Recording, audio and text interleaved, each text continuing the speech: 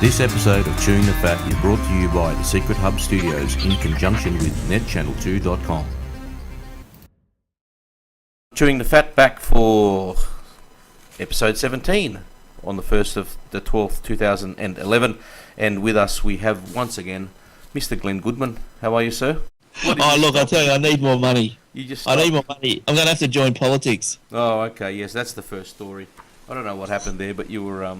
And just in case you missed that, it's Glenn Goodman, and it's Chewing the Fat, episode 17. Welcome, everybody.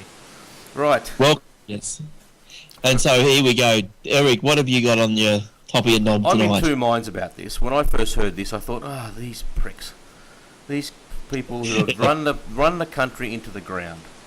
Yep. And now they're giving themselves a pay rise, and in any other organisation, you get rewarded for a job well done. Correct? That's correct, yes, that's right. Right. Well, my argument is there is no job and it hasn't been well done. It's been a lot of media spin, a lot of policy releases, a lot of blah, blah, blah, blah, blah, $80 billion in the hole. That's right. So what is the actual story about that we're going to spew all over? Well, I'm going to spew all over this, but look, as you read into it, and I can read between the lines, federal MPs are set for a massive pay rise, blah, blah, blah. We all heard about this. They're going to get close to an extra, backbenchers going to get $200,000 a year, but we'll lose some entitlements and have their gold travel passes slashed. Slash is not good enough for me. Get rid of it altogether. Slash just means you're going to get 10 trips a year instead of 20. That's still not a bad lurk, so get rid of it altogether.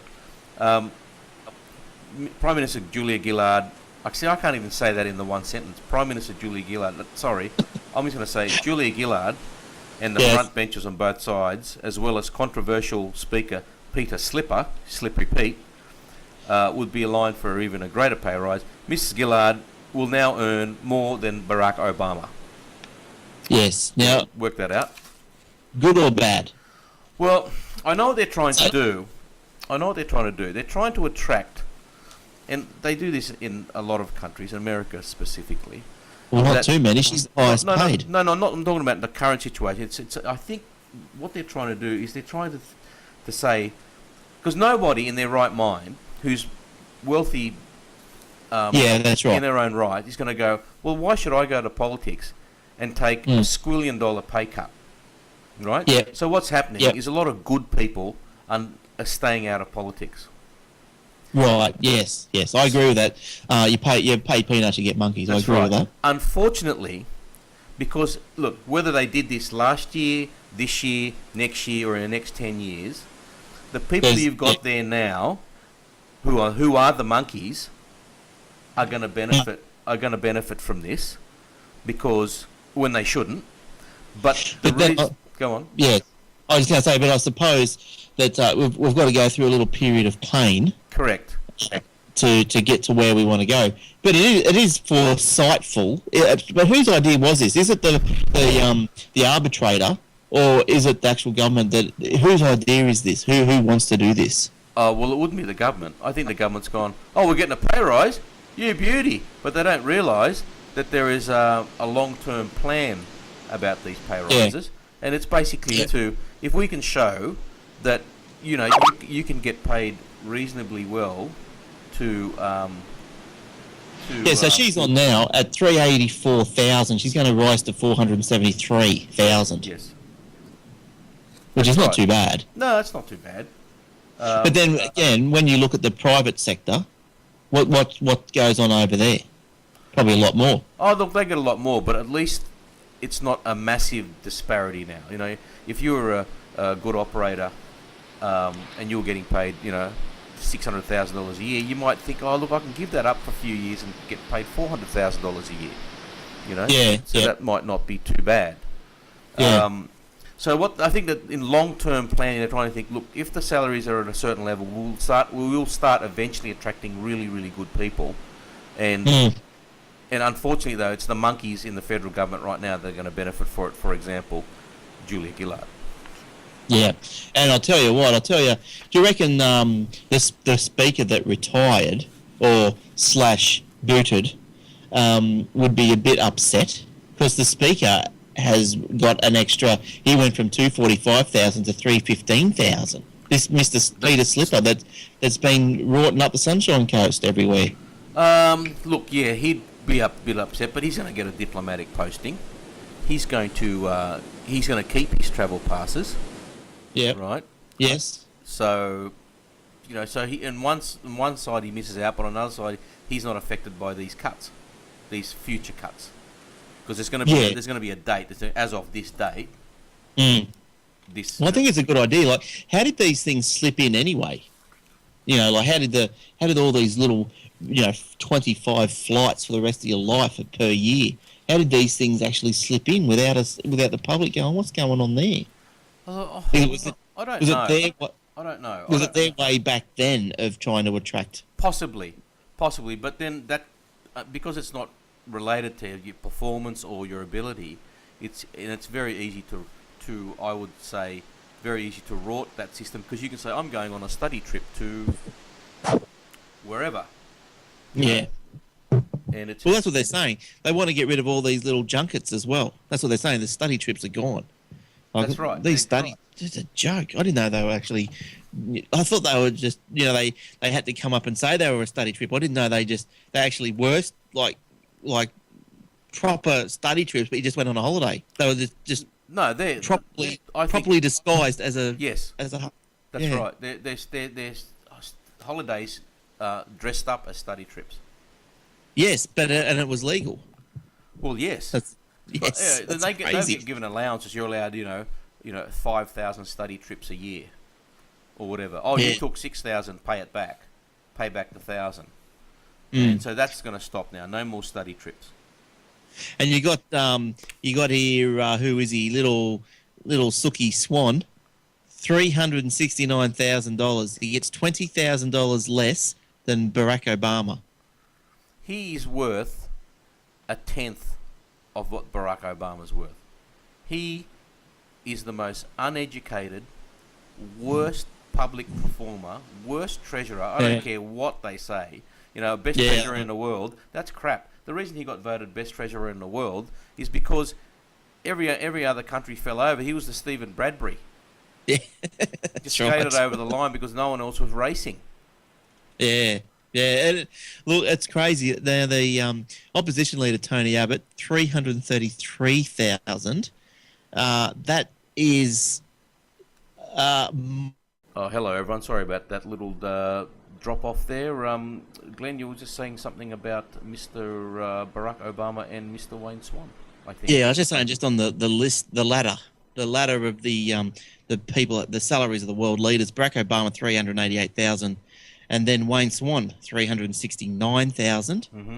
So Wayne Swan, and even to that point, Tony Abbott, and even the Speaker are ahead of France, Canada, Germany, Japan, and the UK.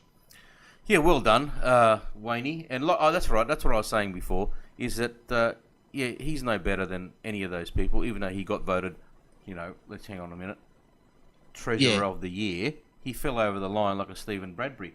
Sorry, I have no faith in this man and never have, never will. He is just useless, and he's blown $80 billion of our money. Yeah, so how much are we in the debt now these days? Oh, look, I don't know. It's up there. But the funniest thing about all of that too is that they've said we're going to get the surplus. He's making all these cuts. We promised a surplus by 2013, but you know what? In 2014, they went back to deficit, and then they can say, but we didn't break our promise. We said we'd get back to surplus by 2013. We didn't say we're going to keep the surpluses like an every normal person would do.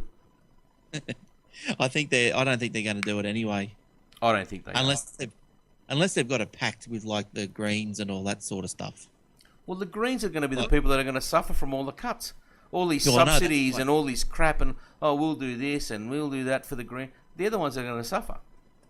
Yeah. So I don't know. I don't think they can do it. I think that the turnaround's too big. I think we're in the hole for about 40, and it's close. Might be closer to 60. So that means. So to do a surplus, so they've got to find... So in other words, next year's budget, we're in a hole for 60. They'll have a surplus of 3. So we're in the hole for minus 57. So we're still Yeah. in the hole, just by 3 billion less. And then the following year, we're going to be in the hole for another 20. Yeah, it's hopeless. It's hopeless. Yeah, and to them, oh, but we didn't break our election promise. We said we'd be in surplus 2013. But the Australian public want to see is that fiscal responsibility goes over more than 1 year. You just can't have a surplus for 1 year. Fiscal responsibility, is a generational thing. It should encompass your whole government term.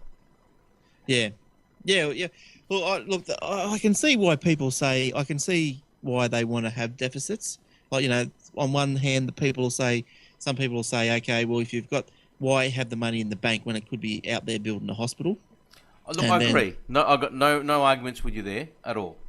But the amount of waste that this government does, okay, they've blown how much? They inherited $30 billion surplus, and we're in the whole 60, so they've blown a total of 90. Is there any new hospitals near your place, mate? No. Any new schools?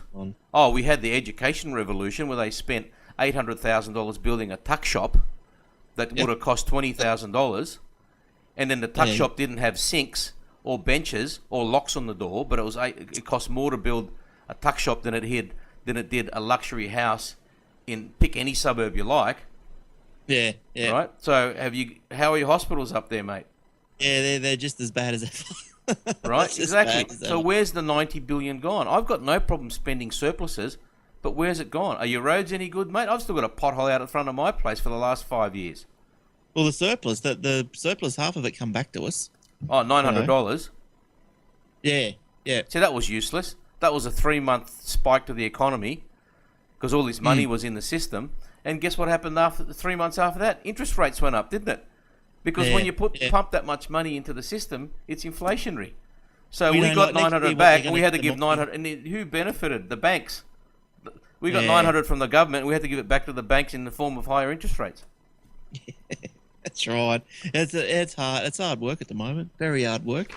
But I'm glad that the Pollies are looking after themselves. That's the main thing, isn't it? I hope that fast forward and my children and your children have a better system in place where the people that are governing are actually people who know what they're doing, they're qualified to make the decisions that they're making, and people trust them. And unfortunately, to get there, we've got to pay these monkeys in Canberra now these higher salaries when they don't deserve a cent of it. Look, I'd like to see Malcolm Turnbull in for the Liberals, and I'd also like to see someone of equivalent educational status to be in the Labor Party as well. I agree. And not just educational status, in the Greens as well. The last decent politician in there, but she joined the wrong, and she was a bit left-leaning, but the last decent educated politician that they had was for the Democrats, and they're gone now, was Natasha Despoja, whatever, I think that's how you pronounce her name. Natasha Despoja. Yeah, she was highly educated, very bright, very passionate, a little bit left-leaning. Her intentions were good. But she got smashed. But she joined the wrong party, the Democrats. And Don Chip, fantastic guy, but they just had, when he left the Democrats, that was the end of it, really. And then bloody Cheryl Kerner, she got out of the Democrats and went to join the Labor. Yeah, where's she gone? What happened to her? Right, nothing. Well, she's probably taken one of those 25 flights a year. That's right. She's got her gold pass. She was supposed to be the Labor star. Yes, she was, just like Peter Garrett. And don't forget Maxine McHugh. Labor government, you really know how to pick them, don't you? Pick all these people and they're a pack of peanuts. Really hopeless. Yeah, look, I thought Maxine might have done all right. Me too. Extremely bright journalist, but Labor government. What do you want? Yeah, that's right. Yeah, so that was that. Did you have anything else you wanted to? Yes, I have do, a yarn mate. I've got it's a story that's sad, but and highly coincidental. 3 Italian brothers have suffered heart attacks at nearly the same time, with 2 of them proving fatal. It's a true story. Yesterday, brothers Guido Garofalo, 45, and Alberto, 53, were picnicking with their families on Mount Etna on the island of Sicily in Italy when Guido collapsed to the ground with a heart attack. His brother Alberto went to the aid of his brother, but then he too began grabbing at his chest in pain. Paramedics arrived by helicopter, but both brothers were declared dead at the scene. Oh dear. At roughly the same time, their 57-year-old brother Salvatore had a heart attack while visiting their mother at hospital. Jeez. How's that? Doctors and that's nurses... a bit crazy. It's just such a coincidence. Doctors and nurses rushed to help him, and he's recovering in intensive care, reportedly still unaware of his brother's deaths. Well, you know what? If you want to make this a hat trick, tell him about his brothers. Yes. Yeah, geez, that is very How's that, eh? yeah. Well, I would suggest that the first one died because apparently they all had heart problems. All three suffered from a heart condition. So the first one died, and the other one panicked. So he's died. Bit of shock, right? But the third one, how do you explain that? Oh yeah, mate. Maybe his mother jumped out the cupboard at him, or something. Maybe, yeah. What's his name? What's his Salvatore? Where's my dinner? And he just freaked out. Salvatore. That's a good name, isn't it? Yeah, Salvatore. Good yeah. Good So bloke. there you go. That's my little short one. What do you got? I got a long one, but we don't have time for why Labor isn't working. I think we already discussed that. But there's a 5-page dossier here that I've got on this. You know what my short one, do you? No, not the urinal. No, that was on the other show. Oh, okay. What do you got? I got the $400 fine. Go on. So, So anyway, this guy got smashed, and he got a bit hungry. So he was he wanted to satisfy his early morning craving of hunger. So what he did was he got a group of friends together to push his car through the McDonald's drive-through. Right. So to the window. To the window. The friends pushed while he steered. So about 8 people pushed the car. He got busted by the police. Returned a blood alcohol of 0.095. Holy shit. Yeah, the bar attendant told the police that the group was hatched and conspired the plan to push the car as it was the only way to get access to McDonald's at the time of the morning. Oh, because everything else was shut except for the drive-through. Yeah. Oh, yeah, that's right. Sorry, it was at night time. Yes, Okay, I forgot to mention that. So it was at night time, late or early morning. You know, they got these 24-hour ones these days. Yes. The 21-year-old man pleaded guilty. This is in Queensland, in the Warwick Magistrates Court, to one charge of drink driving. He was slapped with a $400 fine and disqualified for driving for 3 months. So twice the legal limit. He's lucky. He's nearly twice the legal limit. He's lucky he only got 3 months. Yeah, well, when I was reading through it, I'm thinking, well, maybe I thought, maybe a fine, maybe no months, no suspension. Mm-hmm. And my only thing was, I thought, well, the car wasn't going to hurt anyone. But then I sort of thought a bit more, and I went, well, you can get pinged on a push bike. So obviously in the law, it's written to say it's a vehicle. Yes, in that's charge right. Of a vehicle. In charge of a vehicle, that's right. I think that's Or correct. something. That's correct. Yeah. So Right. 0.095, and I suppose, if it had been on a hill or something, he could have not been able to hit the brake This is and run true. over people. Two people. Maybe he was asleep. Well, that's right. Car Maybe started he was rolling too down the busy. hill. Yeah, he was too busy, having his cone or something like that. The cone of Who silence. knows? Speaking of vehicles, Top Gear. I watch a bit of Top Gear every now and again when I get a chance. Yeah. Jeremy Clarkson. Yeah, what's going on with him? Top Gear host Jeremy Clarkson has provoked outrage after saying government workers striking in England should be shot in front of their families. Now, he said... Did he say this on the show?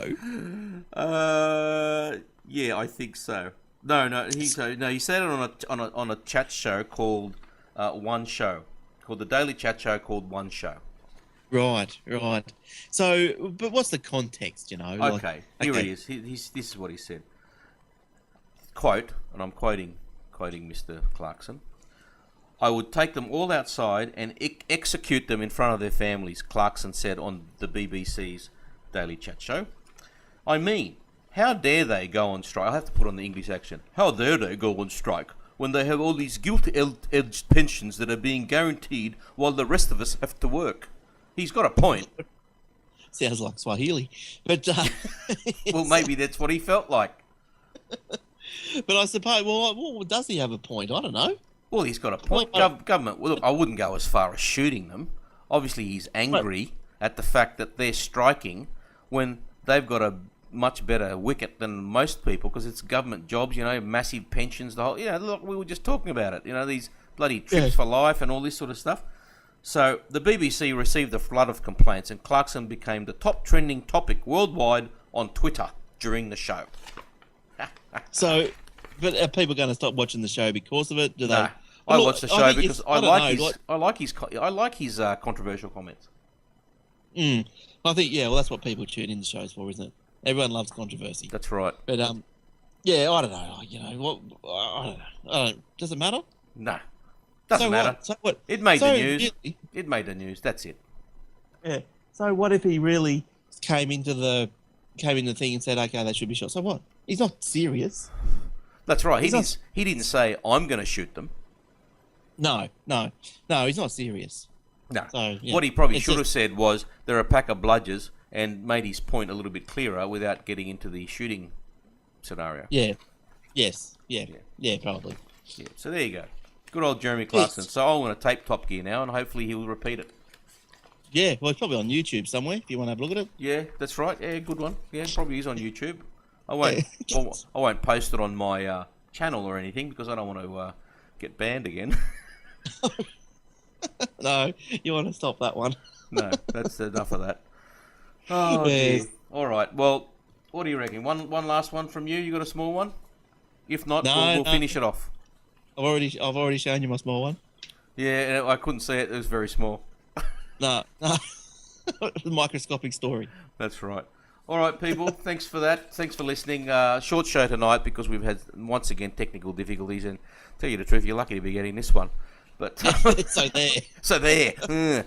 So anyway, you don't need to be shot. That's right. You can contact Glenn at aussietechheads.com.au. Is that correct? That is correct. Or Aussie Tech Heads on the Twitter, or Glenn Goodman on Google+. You can contact me, Eric, at netchannel2.com, or Erik Franco on Twitter, or Erik Franco on Google+. So until next week, thank you, Glenn. No worries, Eric. And we'll see you all then. And delays for the last couple of weeks. It's been hideous. Internet connections and, mixer issues and Optus, and you don't want to know. So anyway, this episode that's right, dropouts, the whole lot. But we'll see you next week. See you guys. Thank you very much. Bye-bye. Bye.